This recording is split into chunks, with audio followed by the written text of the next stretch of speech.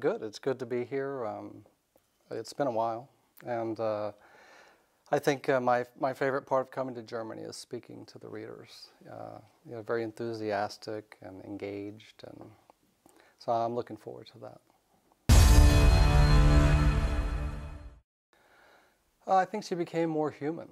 One of the things that I decided to do in this book was make her less invulnerable. I felt like she'd experienced too many things that she wasn't reacting to, that she didn't have consequences for.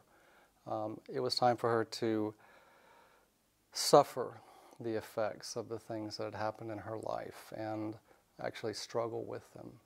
At the beginning of the book, she's 7.5 months pregnant and gets confronted with some pretty difficult things and finally hits a breaking point. And that was the picture. I always start a book with a picture in my head, and the picture was of Smoky finally falling apart. And that's how the book starts. Because it felt right. I write as the characters tell me to, I guess, is a way to put it. And that might seem a little arty-farty, I guess. Like, oh, the characters speak to me. But I can't outline, I can't storyboard. I always start writing and then see what seems right. What would this character feel or do? And I was feeling disconnected from Smoky a little bit because I felt that after all the things that had happened to her, it wasn't realistic for her to blithely continue on as though nothing was wrong. It's just what felt like she should be doing.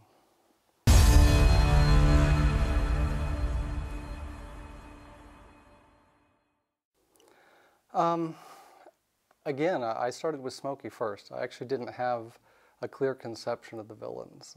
Usually I start with the bad guy, and it develops from there. But this time it was the other way around. I started with Smoky. And I thought, well, what would it take to break Smoky Barrett? And it wouldn't be one criminal. I mean, they've never managed to do that. And I thought it would have to be more than one. And that's kind of where the idea of a conspiracy grew. And from that point, I really didn't have a clear conception at the beginning. And so I did a lot of reading and research. And the idea of, I don't want to give away too much, but the idea of a group that had found each other and had been around for a very long time, and were extremely competent, had a lot of resources. That idea came to me, and it sort of developed from there. It was hard. I think this was one of the more difficult books to write, particularly having the multiple villains. I'd never done that before in that way. And in fact, Smoky, if I was to say there's any formula for her books, it would be there's a villain, someone really iconic, and then you build the book around that. And so it was harder to conceive of separate personalities and the way that they would act towards Smoky and how they would conceal themselves and organize themselves. I found that pretty challenging.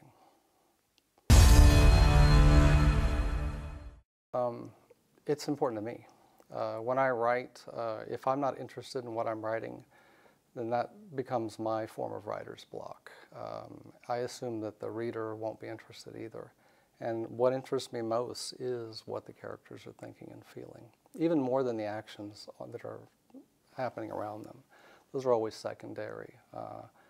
The murder, the loss, the violence, those are all there, but they're not the feature of the book when I write it. It's always about the characters themselves and what's happening with them. That's the thing that truly interests me.